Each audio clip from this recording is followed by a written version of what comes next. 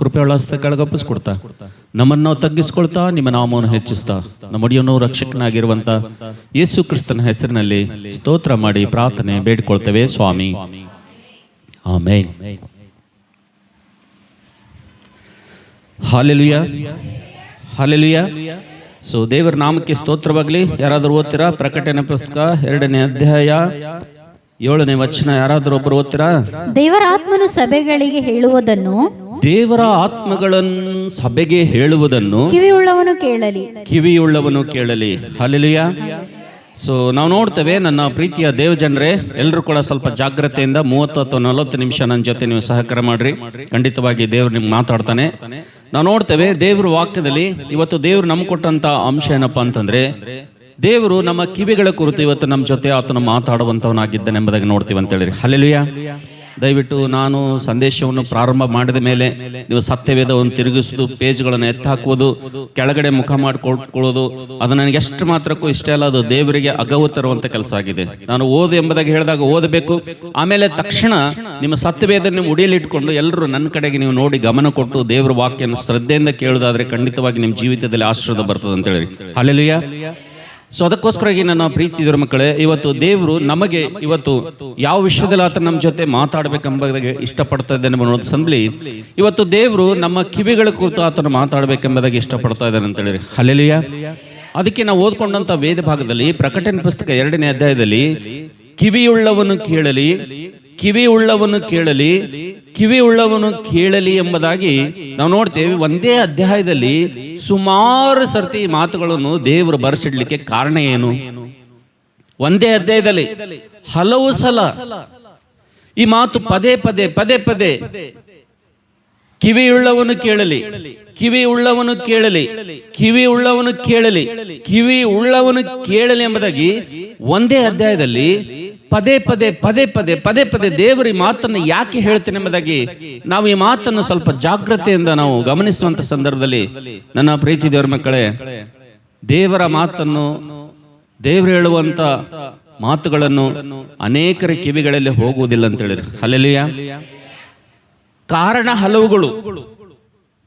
ಕೆಲವೊಬ್ಬರಿಗೆ ಸಭಾಪಾಲಕನ ಇಷ್ಟ ಆಗುವುದಿಲ್ಲ, ಕೆಲವೊಬ್ಬರಿಗೆ ಪಾಸ್ಟರ್ ಇಷ್ಟ ಆಗುವುದಿಲ್ಲ, ಕೆಲವೊಬ್ಬರಿಗೆ ಪಾಸ್ಟರ್ ಹೇಳುವಂತ ಮಾತುಗಳು ಇಷ್ಟ ಆಗಂಗಿಲ್ಲ, ಕೆಲವೊಬ್ಬರಿಗೆ ಪಾಸ್ಟರ್ ಹೇಳುವಂತ ಸಂದೇಶ, ಆ ಒಂದು ಸಬ್ಜೆಕ್ಟ್ ಕೂಡ ಕೆಲವೊಬ್ಬರಿಗೆ ಇಷ್ಟ ಆಗುವುದಿಲ್ಲ. ಕಾರಣ ಹಲವು ಇರ್ತವ. ನಮ್ಮ ಕಿವಿಗಳಲ್ಲಿ ದೇವರ ಮಾತುಗಳನ್ನು ಹೋಗದೆ ಇರೋದಕ್ಕೋಸ್ಕರವಾಗಿ ಕಾರಣಗಳು ಹಲವು ಇರ್ತವ. ಆದರೆ ನಾವು ನೋಡ್ತೇವೆ ನನ್ನ ಪ್ರೀತಿ ದೇವರ ಮಕ್ಕಳೇ, ಇವತ್ತು ಕಾರಣಗಳು ಹಲವಿದ್ದರೂ ಕೂಡ ಇವತ್ತು ಚರ್ಚಲ್ಲಿ, ದೇವ್ರ ಮಂದಿರದಲ್ಲಿ ಇವತ್ತು ಒಬ್ಬ ಸೇವಕನಿಗೆ, ಒಬ್ಬ ಸಭಾಪಾಲಕನಿಗೆ, ಒಬ್ಬ ದೇವರಿಗೆ ಗೊತ್ತಿರ್ತದ, ದೇವರ ಮಂದಿರಕ್ಕೆ ಭಯದಿಂದ ಭಕ್ತಿಯಿಂದ ಬಂದು ಯಾವ ಸ್ತ್ರೀ ಯಾವ ಪುರುಷನು ಎಷ್ಟು ಶ್ರದ್ಧೆಯಿಂದ ತನ್ನ ಮಾತುಗಳನ್ನು ಕೇಳ್ತಾ ಇದ್ದಾನೆ ಮತ್ತು ಯಾರು ಆತನ ಮಾತುಗಳನ್ನು ನಿರ್ಲಕ್ಷ್ಯ ಮಾಡ್ತಾ ಇದ್ದಾರೆ ಎಂಬುದಾಗಿ ದೇವರಿಗೆ ಸ್ಪಷ್ಟವಾಗಿ ಗೊತ್ತು. ಅದೇ ರೀತಿಗೆ ದೇವರು ಆರಿಸಿಕೊಂಡಂತ ನಾಯಕನಿಗೂ ಕೂಡ ಸ್ಪಷ್ಟವಾಗಿ ಗೊತ್ತು ಯಾರು ದೇವರ ಮಾತುಗಳನ್ನು ಕೇಳ್ತಾ ಇದ್ದಾರೆ, ಯಾರು ದೇವರ ಮಾತುಗಳನ್ನು ಕೇಳುವುದಿಲ್ಲ ಎಂಬುದಾಗಿ. ಆದರೂ ಕೂಡ ದೇವರು ಒಂದೇ ಅಧ್ಯಾಯದಲ್ಲಿ ಕಿವಿಯುಳ್ಳವನು, ದೇವರಾತ್ಮನು ಸಭೆಗೆ ಹೇಳುವಂತ ಮಾತುಗಳನ್ನು ಕಿವಿಯುಳ್ಳವನು ಕೇಳಲಿ ಎಂಬುದಾಗಿ ಇಷ್ಟೊಂದು ಸಾರಿ ಆತನ ಯಾಕೆ ಹೇಳ್ತಾ ಇದ್ದಾನಪ್ಪ ಅಂತಂದ್ರೆ, ಪಾಸ್ಟರ್ ಕೂಡ, ಅನೇಕ ಸೇವಕರಿಗೆ ಕೂಡ ಕೆಲವೊಂದು ವಿಶ್ವಾಸಿಗಳು ದೇವರ ಮಾತುಗಳನ್ನು ಕೇಳುವುದಿಲ್ಲ, ಅವ್ರ ಕಿವಿಗಳಲ್ಲಿ ಹೋಗುವುದಿಲ್ಲ ಅಂದ್ರೂ ಕೂಡ ಯಾಕೆ ಅವರು ಪ್ರಾರ್ಥನೆ ಪೂರ್ವಕವಾಗಿ ಆತ್ಮಭರಿತರಾಗಿ ಯಾಕೆ ಅವರು ಉತ್ತೇಜನವುಳ್ಳಂತ ಸಂದೇಶವನ್ನು ಜನರ ಮಧ್ಯದಲ್ಲಿ ತೆಗೆದುಕೊಂಡು ಬರ್ತಾರಪ್ಪ ಅಂತಂದ್ರೆ, ಅದಕ್ಕೆ ಒಂದೇ ಒಂದು ಕಾರಣ ಏನಪ್ಪಾ ಅಂತಂದ್ರೆ, ಅವರು ಎಷ್ಟೇ ಪ್ರಜೆಗಳು ನಿರಾಸೆ ಪಡಿಸಿದ್ರು ಕೂಡ, ಎಷ್ಟೇ ವಿಶ್ವಾಸಿಗಳವರಿಗೆ ನಿರಾಸೆ ಪಡಿಸಿದ್ರು ಕೂಡ ನಾವು ನೋಡ್ತೇವೆ ಆತನೊಬ್ಬ ದೇವರ ಪ್ರತಿನಿಧಿಯಾಗಿ ಇಲ್ಲಿ ನಿಂತಿರುವುದರಿಂದ, ಆತನು ದೇವರ ಪಕ್ಷದಲ್ಲಿ ಇಲ್ಲಿ ನಿಂತಿರುವುದರಿಂದ, ಆತನು ದೇವರ ಮಾತುಗಳನ್ನು, ದೇವರ ಯಾವ ಸಬ್ಜೆಕ್ಟ್ ಅನ್ನು ಹೇಳೆಂಬುದಾಗಿ ಹೇಳ್ತಾನೋ, ದೇವರು ಯಾವ ವಿಷಯದಲ್ಲಿ ಮಾತಾಡೆಂಬುದಾಗಿ ಹೇಳ್ತಾನೋ, ದೇವರು ಯಾವ ವಿಷಯಕ್ಕಾಗಿ ಮಾತಾಡೋದಕ್ಕೋಸ್ಕರವಾಗಿ ಪ್ರೇರಣೆ ಕೊಡ್ತಾನೋ, ದೇವರಿಂದ ಹೊಂದಿಕೊಂಡು ದೇವರ ಪಕ್ಷದಲ್ಲಿ ಜನರಿಗೆ ಮಾತಾಡುವಂತ ವ್ಯಕ್ತಿ ಆತನು ಸೇವಕನಾಗಿರುವುದರಿಂದ ಆತನು ಯಾರು ಎಷ್ಟು ಕೇಳಿದ್ರು ಕೂಡ ಕೇಳದೆ ಇದ್ರೂ ಕೂಡ ಆತನು ದೇವರ ಮಾತುಗಳನ್ನು ಹೇಳ್ತಾನೆ ಇರ್ತಾನೆ ಅಂತ ಹೇಳಿ. ಹಲ್ಲೆಲೂಯಾ. ಬನ್ನಿ ಎಲ್ಲರೂ ಕೂಡ ಎಜ್ಕೇಲ್ನ ಪುಸ್ತಕ 2ನೇ ಅಧ್ಯಾಯದ ಕಡೆಗೆ ನಮ್ಮ ಸತ್ಯವೇದವನ್ನು ತಿರುಗಿಸೋಣ. ಎಜ್ಕೇಲ್ನ ಪುಸ್ತಕ ನೋಡು ದಯವಿಟ್ಟು. ಯಾಕೆ ದೇವರ ಸೇವಕರಿಗೂ ಮತ್ತು ದೇವರಿಗೂ ಎಲ್ಲ ಗೊತ್ತಿರ್ತದೆ, ಆದರೂ ಕೂಡ ದೇವರು ಯಾಕೆ ಪದೇ ಪದೇ ಇವತ್ತು ವಿಶ್ವಾಸಿ ಮಕ್ಕಳಿಗೆ, ದೇವರ ಮಕ್ಕಳಿಗೆ ಈ ಮಾತುಗಳನ್ನು ತರ್ತಾನೆ ಎಂಬುದಾಗಿ ಎಜ್ಕೇಲ್ನ ಪ್ರವಾದನೆ ಪುಸ್ತಕ 2ನೇ ಅಧ್ಯಾಯ ದಯವಿಟ್ಟು ಯಾರಾದರೂ ಓದ್ತೀರಾ? 2ನೇ ಅಧ್ಯಾಯ 5ನೇ ವಚನ ಯಾರಾದರೂ ದಯಮಾಡಿ ಓದ್ರಿ. ಎಜ್ಕೇಲ್ನ ಪುಸ್ತಕ 2ನೇ ಅಧ್ಯಾಯ 5ನೇ ವಚನ. ಅವರು ದ್ರೋಹಿ ವಂಶದವರು, ಒಂದು ವೇಳೆ ಕೇಳದೆ ಹೋದಾರು, ಕೇಳಿದರು ಕೇಳದೆ ಹೋದರು, ಒಬ್ಬ ಪ್ರವಾದಿಯು ತಮ್ಮ ಮಧ್ಯದಲ್ಲಿ ಕಾಣಿಸಿಕೊಂಡಿದ್ದಾನೆಂದು ತಿಳಿಯದೇ ಇರುವವರು. ನೋಡಮ್ಮ 7ನೇ ವಚನ ಹೋದ್ರಿ. 7ನೇ ವಚನ. ಅವರು ಕೇಳಿದರು ಕೇಳದೆ ಹೋದರು, ನೀನು ನನ್ನ ಮಾತುಗಳನ್ನು ಅವರಿಗೆ ನುಡಿಯಲೇಬೇಕು. ಹಲ್ಲೆಲೂಯಾ. ಒಬ್ಬ ದೇವರ ಸೇವಕ ಏನ್ ಮಾಡ್ಬೇಕಂತ ಕೇಳಲಾಗ್ಯಾರವ್ರು ಅಂತ ಬಿಟ್ಟು ಬಿಡ್ಬೇಕಂತ ಏನ್ ಮಾಡ್ಬೇಕಂತ? ಅವ್ರು ಕೇಳಿದ್ರು ಹೇಳು, ಅವ್ರು ಕೇಳಲಿಲ್ಲ ಅಂದ್ರೂ ಏನ್ ಮಾಡಿ, ನೀನು ಅವ್ರಿಗೆ ಏನ್ ಮಾಡು, ಹೇಳು. ಯಾಕಪ್ಪ ಅಂತಂದ್ರೆ 7ನೇ ವಚನ ಕಂಪ್ಲೀಟ್ ಮಾಡಮ್ಮ. 7ನೇ ವಚನ. ಅವರು ಕೇಳಿದರು ಕೇಳದೆ ಹೋದರು, ನೀನು ನನ್ನ ಮಾತುಗಳನ್ನು ಅವರಿಗೆ ನುಡಿಯಲೇಬೇಕು. ಅವರು ದ್ರೋಹಿಗಳೇ ಹೌದು. ನೋಡಮ್ಮ, ಇನ್ನೊಂದು ವಾಕ್ಯ ಇದೆ. 2ನೇ ಅಧ್ಯಾಯ 27ನೇ ವಚನ ಓದು. 3ನೇ ಅಧ್ಯಾಯ 27ನೇ ವಚನ ಓದು. ನಾನು ನಿನ್ನೊಡನೆ ಮತ್ತೆ ಮಾತಾಡುವಾಗ ಕಾಲದಲ್ಲಿ ನಿನ್ನ ಬಾಯಿಯನ್ನು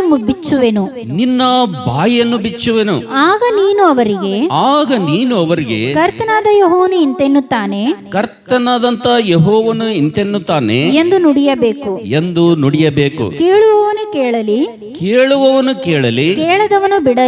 ಕೇಳದವನು ಬಿಡಲಿ. ಅವರು ದ್ರೋಹದ ಜನವೇ. ಹಲ್ಲೆಲೂಯಾ. ಏನ್ ಮಾಡ್ಬೇಕಂತ ಒಬ್ಬ ದೇವರ ಸೇವಕ, ಒಬ್ಬ ಪಾಸ್ಟರ್ ಏನ್ ಮಾಡ್ಬೇಕಂತ ಅವ್ರು ಕೇಳಿದ್ರು ಹೇಳ್ಬೇಕಂತ. ಅವ್ರು ಕೇಳಿಲ್ಲ ಅಂದ್ರೂ ಕೇಳಲಾಗರಪ್ಪ ಸ್ವಾಮಿ ಅಂತೇಳಿ ಮನೆಗೆ ಮುಚ್ಕೊಂಡು ಮಲ್ಕೋದು ಇಲ್ಲ ಅಂತ. ಏನ್ ಮಾಡ್ಬೇಕಂತ? ಅವ್ರು ಕೇಳಿದ್ರು ಹೇಳ್ಬೇಕಂತ. ಅವ್ರು ಕೇಳಿಲ್ಲ ಅಂದ್ರೂ ಏನ್ ಮಾಡ್ಬೇಕಂತ? ಹೇಳಬೇಕಂತ. ಯಾಕೆ ಹೇಳಬೇಕಪ್ಪ ಅಂದ್ರೆ ದೇವರ ಆಜ್ಞೆ ಅದ ಅಂತೇಳಿ. ಅದಕ್ಕೋಸ್ಕರವಾಗಿ ನನ್ನ ಪ್ರೀತಿ ದೇವ್ರ ಮಕ್ಕಳೇ, ಇವತ್ತು ದೇವರು ಪ್ರಕಟಣೆ ಪುಸ್ತಕ ಮತ್ತು ಎಜ್ಕೇಲ್ನ ಪುಸ್ತಕ, 2 ಪುಸ್ತಕಗಳಲ್ಲಿ 2ನೇ ಅಧ್ಯಾಯದಲ್ಲಿರುವ ಒಂದೇ ಸಾರಾಂಶ ಏನಪ್ಪಾ ಅಂತಂದ್ರೆ, ಒಂದೇ ಮಾತೇನಪ್ಪಾ ಅಂತಂದ್ರೆ, ಕಿವಿ ಉಳ್ಳವನು ಏನ್ ಮಾಡ್ಲಿ? ಕೇಳಿ. ಸಭೆಗಳಿಗೆ ದೇವರಾತ್ಮನು ಹೇಳುವಂತ ಮಾತುಗಳನ್ನು ಕಿವಿಯುಳ್ಳವನು ಏನ್ ಮಾಡ್ಲಿ? ಕೇಳಬೇಕು. ನನ್ನ ಪ್ರೀತಿಯ ದೇವ್ರ ಮಕ್ಕಳೇ, ಇವತ್ತು ದೇವ್ರ ಮನೆಗೆ ಬಂದಿರುವಂತ ನಾವು, ದೇವರ ಸನ್ನಿಧಿಗೆ ಬಂದಿರುವಂತ ನಾವು, ದೇವರ ಆರಿಸಿಕೊಂಡಂತ ಪ್ರಜೆಗಳಾಗಿರುವಂತ ನಾವು, ಒಂದು ವೇಳೆ ದೇವರು ಹೇಳುವಂತ ಮಾತುಗಳನ್ನು ನಾವು ಬಹಳ ಶ್ರದ್ಧೆಯಿಂದ, ಜಾಗ್ರತೆಯಿಂದ ನಮ್ಮ ಕಿವಿಗಳಿಂದ ನಾವು ದೇವ್ರ ಮಾತುಗಳನ್ನು ಕೇಳಬೇಕಂತೇಳಿ.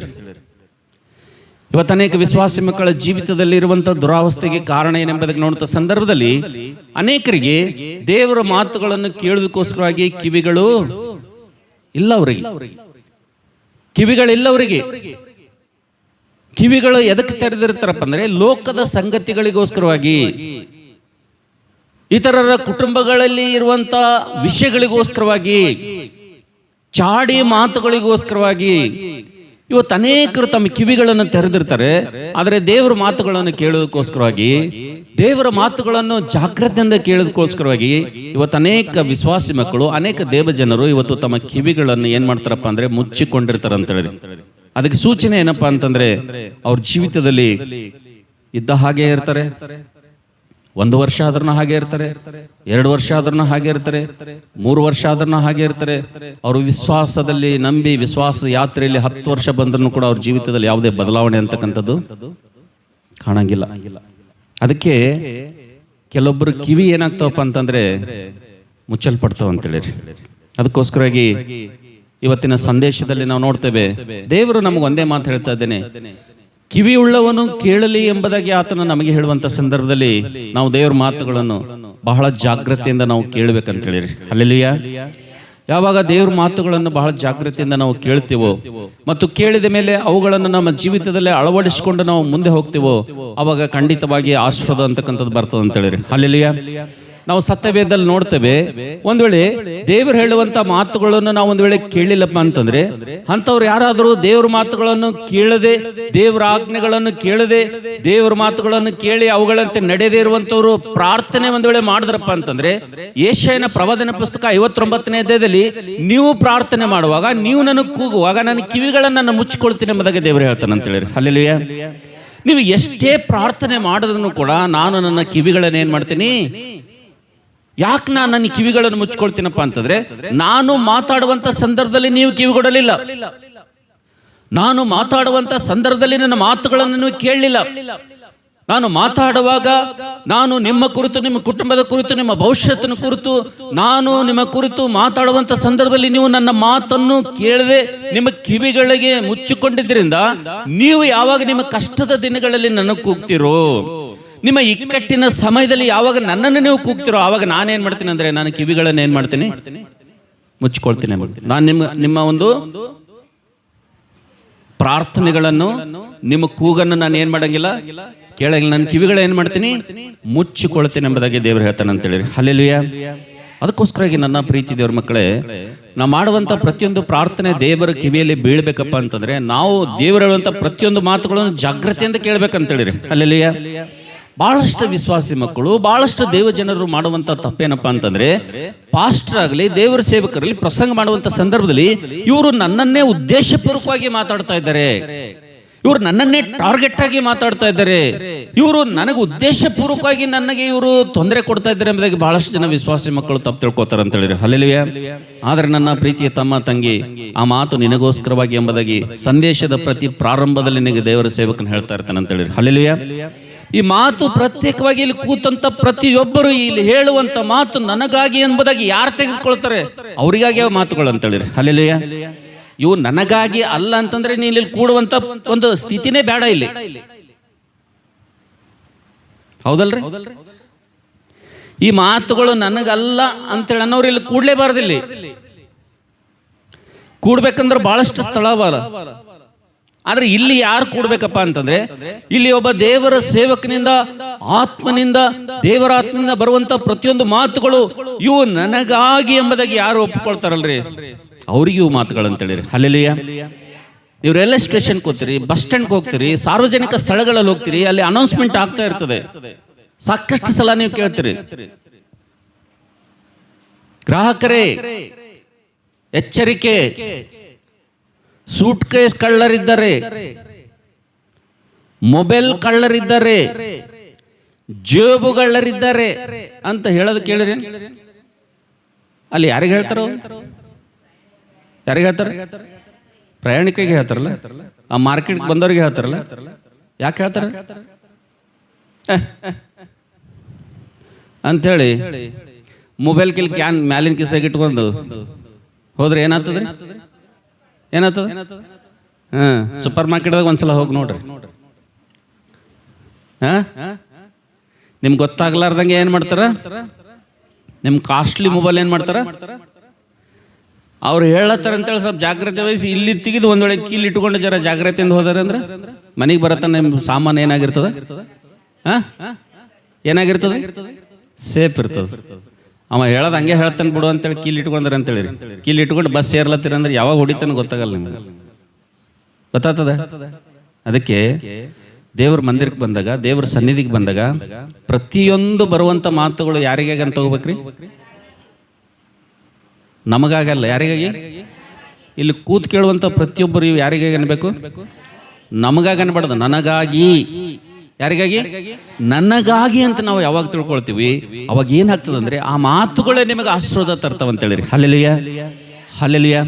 ಅದಕ್ಕೋಸ್ಕರವಾಗಿ ನನ್ನ ಪ್ರೀತಿ ದೇವ್ರ ಮಕ್ಕಳೇ, ಇವತ್ತು ದೇವರು 2024ನೇ ವರ್ಷದ ಕೊನೆ ಭಾಗಕ್ಕೆ ನಾವು ಬಂದಿದ್ದೇವೆ. ಇವತ್ತು ಇಡೀ ವರ್ಷವೆಲ್ಲ ನಾವು ಮುಕ್ತಾಯ ಭಾಗಕ್ಕೆ ನಾವು ಬಂದಿದ್ದೇವೆ.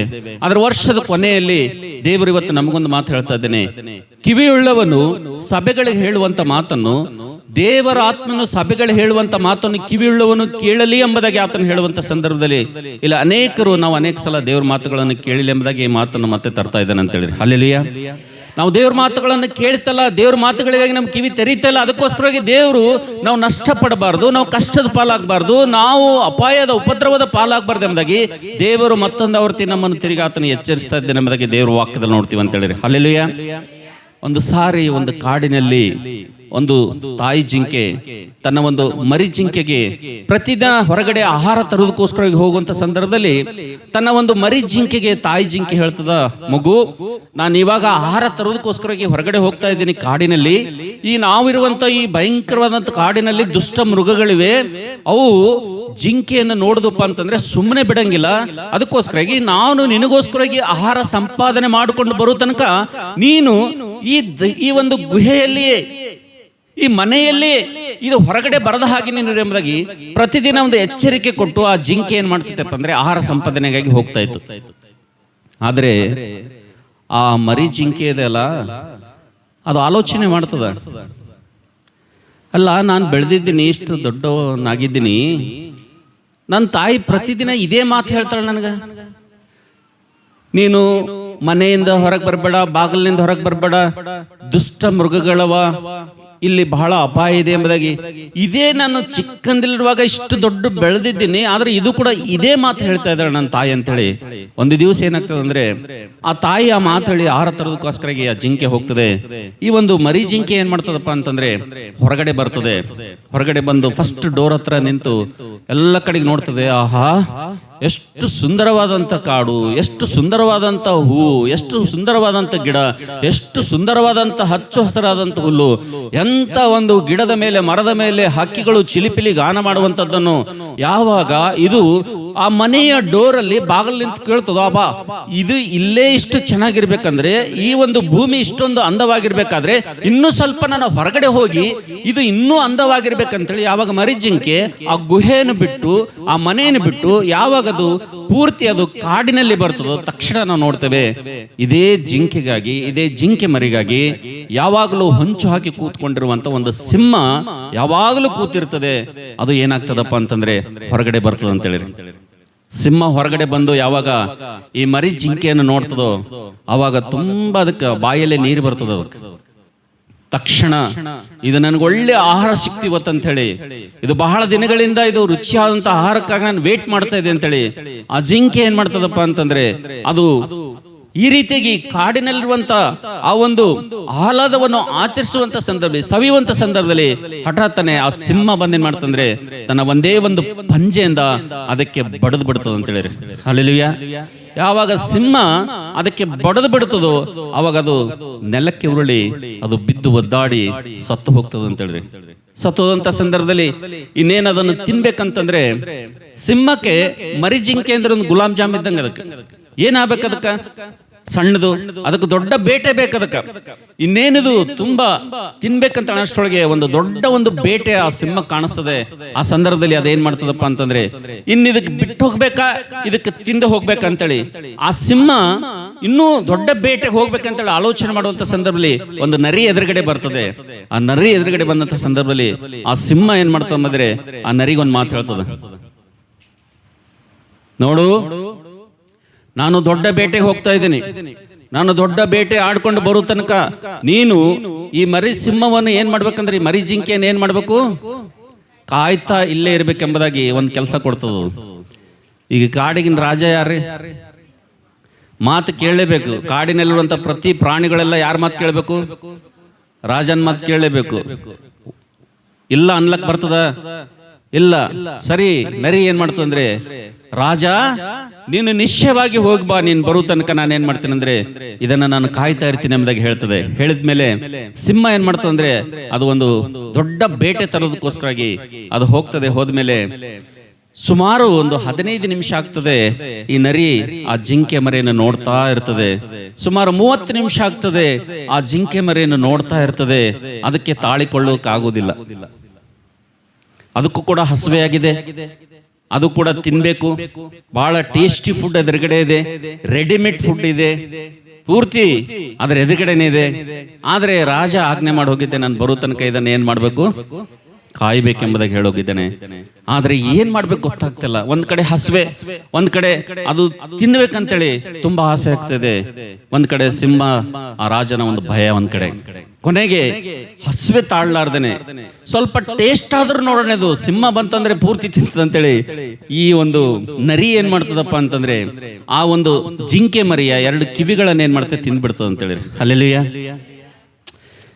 ಟೇಸ್ಟ್ ಆದ್ರೂ ನೋಡ್ಬೇಕಿದ್ರು, ರುಚಿ ನೋಡ್ಲಾರ್ದೆ ಬಿಡಬಾರ್ದು ಅಂತೇಳಿ ಏನ್ ಮಾಡ್ತಂದ್ರೆ ಸಿಂಹಕ್ಕೆ ಗೊತ್ತಾಗ್ಬಾರ್ದಂತೇಳಿ ಕೇವಲ ಜಿಂಕೆ ಮರಿ 2 ಕಿವಿಗಳನ್ನು ಮಾತ್ರ ತಿಂದು ಅದು ಶಾಂತ ಕೂತಿರ್ತದೆ. ಅಷ್ಟರಲ್ಲಿ ಏನ್ ಮಾಡ್ತಂದ್ರೆ ದೊಡ್ಡ ಬೇಟೆ ಹೊಡೆದು ಸಿಂಹ ಎದುರುಗಡೆ ಬರ್ತದೆ. ಸಿಂಹ ಬಂದು ನರಿ ಕೇಳ್ತದೆ, ಏನಪ್ಪಾ ನಾ ಹೇಳಿದ ಕೆಲಸ ಮಾಡಿದ್ದೀನಿ ಅಂದ್ರೆ, ಹ್ಞೂ ಸ್ವಾಮಿ, ನೀನು ಏನು ಹೇಳಿದ್ಯಾ ಅದೇ ಕೆಲಸ ನಾನು ಮಾಡಿದ್ದೀನಿ ನೋಡು ಅಂದಾಗ ಸಿಂಹ ಬಂದು, ಈ ನರಿ ಬುದ್ಧಿ ಗೊತ್ತಲ್ಲ, ಅದಕ್ಕೆ ಸಿಂಹ ಬಂದೇನ್ ಮಾಡ್ತಂದ್ರೆ ಆ ಜಿಂಕೆ ಮರಿಯನ್ನ ಸೂಕ್ಷ್ಮವಾಗಿ ಗಮನಿಸ್ತದೆ. ಸೂಕ್ಷ್ಮವಾಗಿ ಒಂದ್ ಕಡೆ ಸುತ್ತಲೂ ತಿರುಗಿ ನೋಡ್ತದೆ. ನೋಡಿದಾಗ ಅದಕ್ಕೆ ಒಂದು ಕೊರತೆ ಕಾಣ್ತದೆ. 2 ಕಿವಿಗಳು ಮಾತ್ರ ಸಿಂಹಕ್ಕೆ ಕಾಣಂಗಿಲ್ಲ ಅಂತೇಳಿ. ಹಲ್ಲೆಲೂಯಾ. ಯಾವಾಗ ಈ 2 ಕಿವಿಗಳು ಆ ಜಿಂಕೆ ಮರಿಯ ಕಿವಿಗಳು ಮಾಯವಾಗಿರ್ತವು, ಅವಾಗ ಈ ಸಿಂಹ ಕೇಳ್ತದೆ ನರಿಗೆ, ಈ ಜಿಂಕೆ ಮರಿ 2 ಕಿವಿಗಳು ಎಲ್ಲಿ? ರಾಜ, ಆ ಜಿಂಕೆ ಮರಿಗೆ ಕಿವಿಗಳೇ ಇರಲಿಲ್ಲ. ನರಿ ಹೇಳಲಿಕ್ಕೆ ಸ್ಟಾರ್ಟ್ ಮಾಡ್ತದ. ಆವಾಗ ಈ ಸಿಂಹಕ್ಕೆ ಒಂಥರ ಕನ್ಫ್ಯೂಷನ್ ಆಗ್ತದ. ಏನಾಗ್ತದಂದ್ರೆ, ಸರಿ ನಾನು ಸರಿಯಾಗಿ ನೋಡಿದ್ದೀನ ಅಥವಾ ಇಲ್ಲ? ಕಿವಿ ಇರಲಾರ್ದೆ ಹೆಂಗ್ ಹುಟ್ಟುತ್ತದೆ ಇದು? ಈ ಸಿಂಹಕ್ಕೆ ಪ್ರಶ್ನೆ, ಅನುಮಾನ ಹೆಚ್ಚಾಗ್ಲಿಕ್ಕೆ ಸ್ಟಾರ್ಟ್ ಆಗ್ತದೆ. ಇಲ್ಲ, ನೀನ್ ಬುದ್ಧಿ, ನರಿ ಬುದ್ಧಿ ನನಗೆ ಚೆನ್ನಾಗಿ ಗೊತ್ತು, ನೀನ್ ಏನ್ ಮಾಡಿದ್ಯಾ ನಿಜ ಹೇಳೆಂಬುದಾಗಿ ಸಿಂಹ ಗದರಿಸಿದಾಗ ನರಿ ಅಂತದ, ರಾಜ ನೀನು ಕಾಡಿಗೆ ರಾಜ ಇದ್ದಿ, ನಿನ್ನನ್ನು ಎದುರು ಹಾಕೊಂಡು ನಾವು ಈ ಕಾಡಿನಲ್ಲಿ ವಾಸ ಮಾಡಕ್ ಆಗ್ತದ? ನೀನ್ ಆಜ್ಞೆ ಮೀರ್ಲಕ್ ಆಗ್ತದ? ನನ್ನ ಮಾತು ನಂಬು, ಈ ಒಂದು ಜಿಂಕೆ ಮರಿಗೆ ಕಿವಿಗಳೇ ಇರಲಿಲ್ಲ. ಒಂದ್ ಕಡೆ ಸಿಂಹ ಹೇಳ್ತದೆ ಕಿವಿಗಳು ಇತ್ತು ಎಂಬುದಾಗಿ ಸಿಂಹ ಹೇಳ್ತದೆ, ಒಂದ್ ಕಡೆ ನರಿ ಹೇಳ್ತದೆ ಕಿವಿಗಳೇ ಇಲ್ಲ ರಾಜ ಎಂಬುದಾಗಿ ನರಿ ಹೇಳ್ತಾ ಇರ್ತದೆ. 2 ಕೂಡ ವಾದ ವಿವಾದ ಮಾಡ್ತಾ ಇರ್ತವೆ. ಅಷ್ಟರಲ್ಲಿ ಈ ತಾಯಿ ಜಿಂಕೆ ದೂರದಿಂದ ನಿಂತು 2 ತರದ ವಾದಗಳನ್ನೋದು ಕೇಳ್ತಾ ನಿಂತಿರ್ತದೆ ಅಂತ ಹೇಳಿ. ಯಾವ ಜಿಂಕೆ ರೀ? ತಾಯಿ ಜಿಂಕೆ. ಯಾವಾಗ 2 ವಾದ ಮಾಡುವಂತ ಸಂದರ್ಭದಲ್ಲಿ ಇದ್ದಕ್ಕಿದ್ದಾಗೆ ಈ ಸಿಂಹದ ಕಣ್ಣು ಆ ಜಿಂಕೆಯ ಮೇಲೆ ಬೀಳ್ತವೋ, ತಕ್ಷಣ ಆ ಜಿಂಕೆ ಏನ್ ಮಾಡ್ತದಪ್ಪ ಅಂತಂದ್ರೆ, ಇನ್ನು ನಾನೇ ಇವರಿಗೆ ಆಹಾರ ಆಗ್ತೀನಿ ಅಂತೇಳಿ ಓಡೋಗ್ಲಿಕ್ಕೆ ಪ್ರಯತ್ನ ಮಾಡ್ತಿದ್ದಾಗ ಸಿಂಹ ಒಂದ್ ಮಾತು ಹೇಳ್ತದೆ, ಜಿಂಕೆ ನೀನ್ ನಿಂತ್ಕೋ, ನಿನ್ಗೆ ಯಾವುದೇ ಅಪಾಯ ನಾನು ಮಾಡಂಗಿಲ್ಲ, ನಿನ್ನನ್ನು ಬೇಟೆ ಮಾಂಸದಂತೆ ನಾನು ತಿನ್ನುವುದಿಲ್ಲ. ಆದರೆ ನಮ್ಮ ಇಬ್ಬರ ಮಧ್ಯದಲ್ಲಿ ಒಂದು ವಾದ ಇದೆ. ನರಿ ಹೇಳ್ತಾ ಇದೆ ಜಿಂಕೆ ಮರಿಗೆ ಕಿವಿನೇ ಇಲ್ಲ ಎಂಬುದಾಗಿ ಹೇಳ್ತಾ ಇದೆ, ಆದ್ರೆ ನಾನು ಹೇಳ್ತಾ ಇದ್ದೀನಿ ಕಿವಿ ಇರ್ಲಾರ್ದೆ ಹೇಗೆ ಇದು ಹುಟ್ಟಿದೆ ಎಂಬುದಾಗಿ ನಾನು ಹೇಳ್ತಾ ಇದ್ದೀನಿ. ನಾನು ಕಿವಿ ಇದೆ ಎಂಬುದಾಗಿ ನಾನು ಹೇಳ್ತಾ ಇದ್ದೀನಿ, ನರಿ ಹೇಳ್ತದೆ ಕಿವಿ ಇಲ್ಲ ಎಂಬುದಾಗಿ ಹೇಳ್ತಾ ಇದೆ.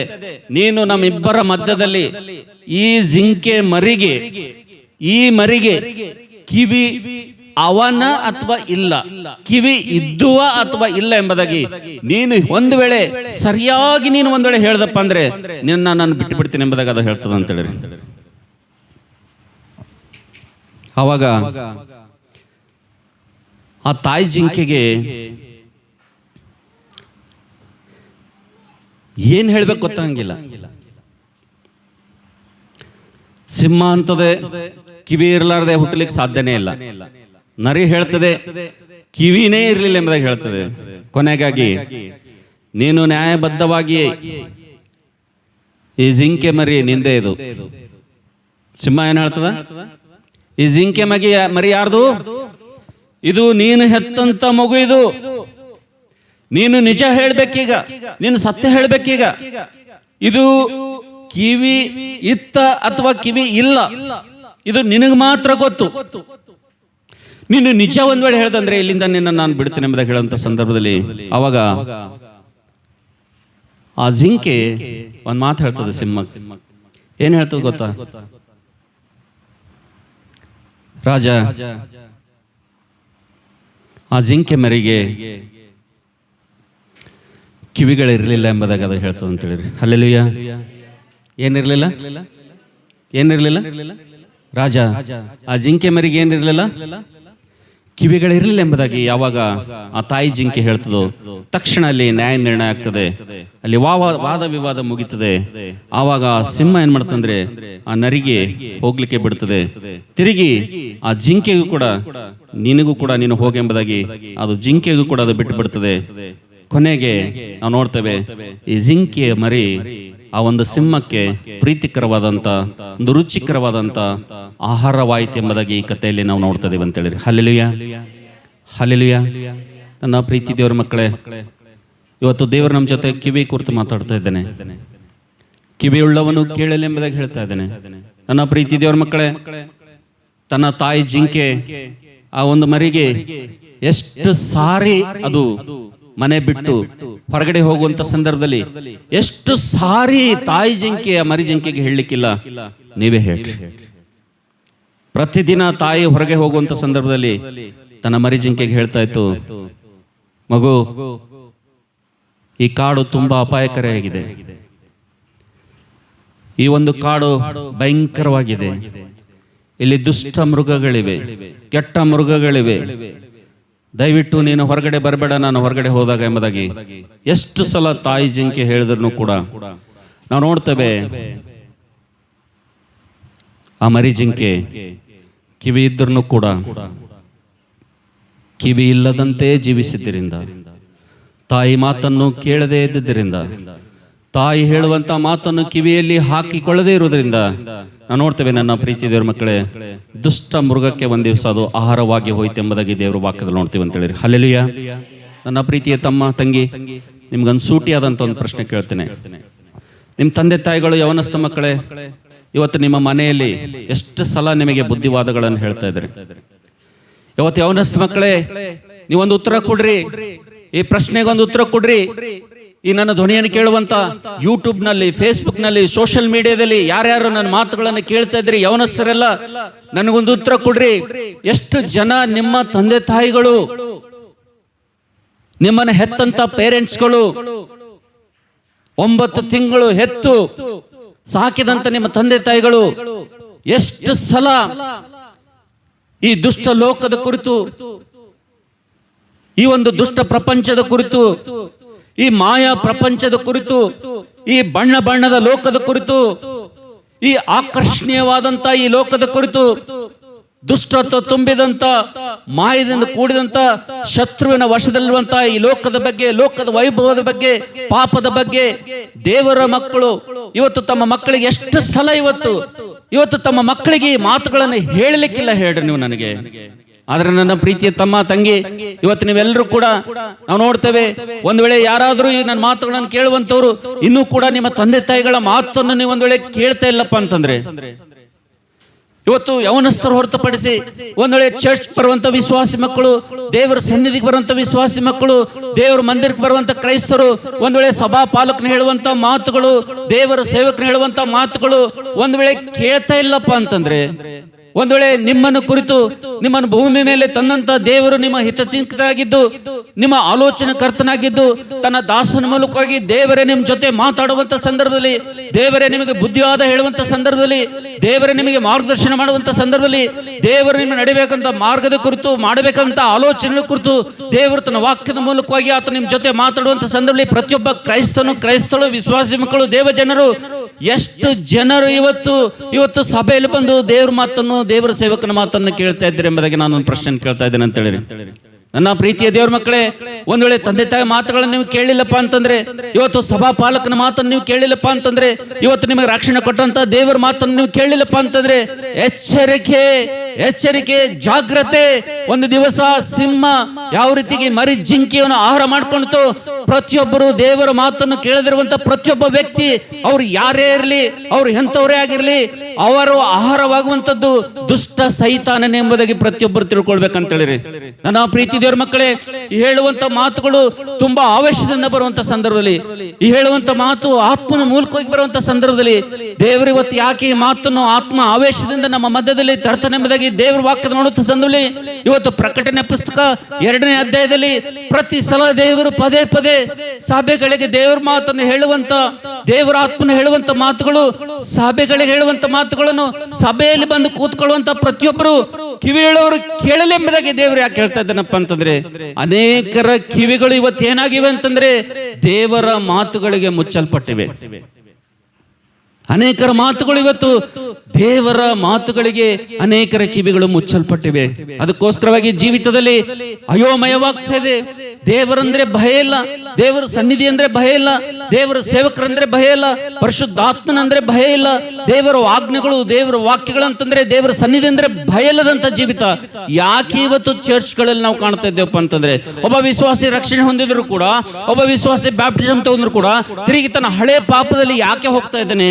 ಆತನು ತಿರುಗಿ ನಾಯಿ ಕಕ್ಕದನ್ನೇ ಹೇಗೆ ನೆಕ್ಕುತ್ತದೋ, ಹಂದಿ ಎಷ್ಟು ಸಲ ತೊಳೆದ್ರು ಕೆಸರಿನಲ್ಲಿ ಹೇಗೆ ಒದ್ದಾಡ್ಲಿಕ್ಕೆ ಹೋಗ್ತದೋ, ಹಂದಿಗೆ ಹೊಲಸೇ ಇಷ್ಟ, ಆ ನಾಯಿಗೆ ತಾನು ಕಕ್ಕಿದ್ದೇ ಇಷ್ಟ ಅನ್ನಂತೆ ಒಬ್ಬ ವಿಶ್ವಾಸಿಗೆ ತಾನು ಬಿಟ್ಟು ಬಂದಂತ ಪಾಪ, ತಾನು ರಕ್ಷಣೆ ಹೊಂದೋದಕ್ಕಿಂತ ಮುಂಚೆ ಮಾಡ್ತಿದ್ದಂತ ಪಾಪನೇ ತಿರುಗಿ ಪದೇ ಪದೇ ಅದೇ ಪಾಪವನ್ನು ಇವತ್ತು ಮಾಡ್ತಾ ಇದ್ದಾರೆ ಎಂಬುದಾಗಿ, ಅನೇಕರು ರಕ್ಷಣೆ ಹೊಂದಿದಂತವ್ರು ಮಾಡ್ತಾ ಇದ್ದಾರೆ ಎಂಬುದಾಗಿ ನಾವು ನೋಡುವಂತ ಸಂದರ್ಭದಲ್ಲಿ, ಯಾಕೆ ಎಂಬುದಾಗಿ ನೋಡುವಂತ ಸಂದರ್ಭದಲ್ಲಿ ಅನೇಕರ ಕಿವಿಗಳು ದೇವರ ವಾಕ್ಯಕ್ಕೆ, ದೇವರ ಆಜ್ಞೆಗೆ ಮುಚ್ಚಲ್ಪಟ್ಟಿವೆ ಎಂಬುದಾಗಿ ನೋಡ್ತೇವೆ ಅಂತ ಹೇಳಿರಿ. Hallelujah, hallelujah. ಈ ಮಾತುಗಳನ್ನು ಕೇಳುವಂತ ಸಹೋದರನೇ, ಸಹೋದರಿ, ಒಂದ್ ವೇಳೆ ನಿನ್ನ ಜೀವಿತದಲ್ಲಿ ಇವತ್ತು ನೀನು ಕೂಡ ಅದೇ ಒಂದು ಸ್ಥಿತಿಯಲ್ಲಿ ಇದ್ದೀಯೇನೋ, ನೀನು ಕೂಡ ರಕ್ಷಣೆ ಹೊಂದಿ ದೀಕ್ಷಾ ಅಂತ ತೆಗೆದುಕೊಂಡು ಭಯಭಕ್ತಿಯುಳ್ಳ ಜೀವಿತ ಜೀವಿಸಿ ದೇವರ ವಾಕ್ಯದ ರುಚಿಯನ್ನು ನೋಡಿ ಇನ್ನೂ ಕೂಡ ನೀನು ದೇಹದ ದುರಾಭ್ಯಾಸಗಳಲ್ಲಿ ಬಿದ್ದು ನೀನು ನಿನ್ನ ಶರೀರವನ್ನು ಜಯಿಸ್ಲಿಕ್ಕೆ ಆಗ್ಲಾರ್ದೆ ನಿನ್ನ ಪಾಪದ ಜೀವಿತ ಇನ್ನೂ ಕೂಡ ಜೀವಿಸ್ತಾ ಇದ್ದೆಪ್ಪ ಅಂತಂದ್ರೆ, ನನಗೆ ಗೊತ್ತಿಲ್ಲ, ದೇವರು ನಿನಗೆ ಒಂದು ಕೊಡೆ ಅವಕಾಶ ಕೊಡ್ತಾ ಇರ್ಬೋದು. ನನ್ಗೆ ಗೊತ್ತಿಲ್ಲ, ದೇವರು ನಿನಗೊಂದೊಂದು ಕೊನೆ ಅವಕಾಶ ಕೊಡ್ತಾ ಇರ್ಬೋದು ನೀನು ಸುಧಾರಿಸ್ಕೊಳ್ಳೋದಕ್ಕೋಸ್ಕರಾಗಿ, ತಿರುಗಿ ನಿನ್ನನ್ನು ಸರಿ ಮಾಡಿಕೊಳ್ಳೋದಕ್ಕೋಸ್ಕರ ದೇವರು ನಿನಗೆ ಕೊನೆ ಅವಕಾಶ ಕೊಡ್ತಾ ಇರ್ಬೋದು. ಯಾಕಿದು ನನಗೆ ದೇವ್ರು ಕೊಡುವಂತ ಎಚ್ಚರಿಕೆ, ದೇವ್ರು ಕೊಡುವಂತ ಕೊನೆ ಅವಕಾಶ ಎಂಬುದಾಗಿ ನೀನು ತಿಳ್ಕೊಂಡು ನಿನ್ನ ಜೀವಿತ ನೀನು ಸರಿ ಮಾಡ್ಕೊಳ್ಬಾರ್ದು.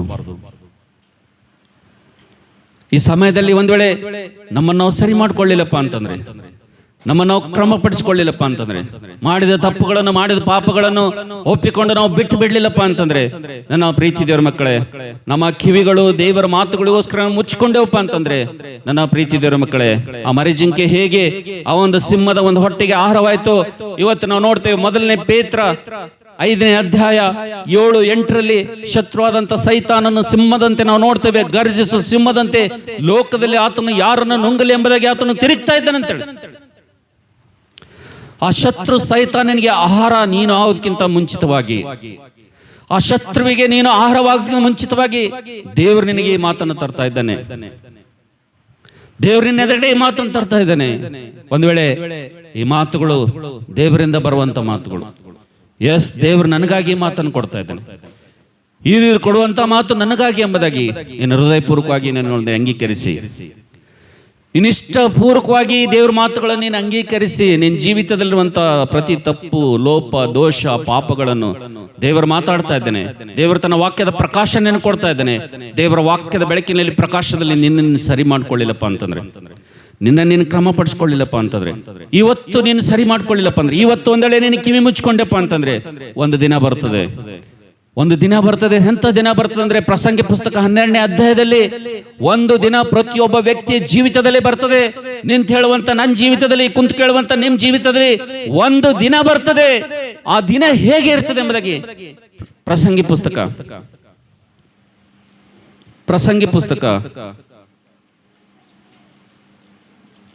12ನೇ ಅಧ್ಯಾಯ ಕೆಲವೊಂದು ಮಾತುಗಳು ನಾನು ಹೇಳಲಿಕ್ಕೆ ಇಷ್ಟಪಡ್ತೀನಿ. ಪ್ರಸಂಗಿ ಪುಸ್ತಕ 12ನೇ ಅಧ್ಯಾಯ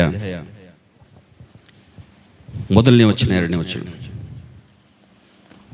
ಪ್ರಸಂಗಿ 12:1. ಕಷ್ಟದ ದಿನಗಳು ಸಂತೋಷವಿಲ್ಲವೆಂದು ನೀನು ಹೇಳುವ ವರ್ಷಗಳು ನೀನು ಹೇಳುವ ವರ್ಷಗಳು ಸಮೀಪಿಸುವುದರೊಳಗಾಗಿ ಯೌವನದಲ್ಲಿಯೇ ನಿನ್ನ ಸೃಷ್ಟಿಕರ್ತನನ್ನು ಸ್ಮರಿಸು. ನಿನ್ನ ಜೀವಿತದಲ್ಲಿ ಕಷ್ಟದ ವರ್ಷಗಳು ಬರ್ತವ, ನಷ್ಟದ ವರ್ಷಗಳು ಬರ್ತವ. ಕಷ್ಟದ ವರ್ಷಗಳು ಬಂದಾಗ, ಕಷ್ಟದ ದಿನಗಳು ಬಂದಾಗ ನಿನ್ನ ಜೀವಿತದಲ್ಲಿ ಸಂತೋಷ ಇಲ್ಲ, ನೆಮ್ಮದಿ ಇಲ್ಲ ಅಂತೇಳಿ ಹೇಳುವಂತ ಒಂದು ಸಮಯ ಬರ್ತದೆ, ಒಂದು ವರ್ಷ ಬರ್ತದೆ, ಒಂದು ಗಳಿಗೆ ಬರ್ತದ. ಅದು ಬರುವುದರೊಳಗಾಗಿ ಕಷ್ಟದ ದಿನಗಳು ಸಂತೋಷವಿಲ್ಲ ಎಂಬುದಾಗಿ ನೀನು ನಿನ್ನ ಹಾಸಿಗೆಯಲ್ಲಿ ಬಿದ್ದು ಹೇಳುವುದರೊಳಗಾಗಿ ಇದೇ ದಿನ, ಇದೇ ಕ್ಷಣ, ಇದೇ ಮಾತುಗಳು, ಇವು ದೇವರ ಮಾತುಗಳು, ಇವು ನನಗಾಗಿ ಬರುವಂತ ಮಾತುಗಳು ಎಂಬುದಾಗಿ ನೀನು ಅಂಗೀಕರಿಸಿದಪ್ಪ ಅಂತಂದ್ರೆ ನಿನ್ನ ಜೀವಿತದಲ್ಲಿ ಮೇಲು, ಅವು ನಿನ್ನ ಆತ್ಮೀಯ ಜೀವಿತಕ್ಕೆ ಮೇಲು, ನಿನ್ನ ನಿತ್ಯ ಜೀವಕ್ಕೆ ಮೇಲು. ಒಂದು ವೇಳೆ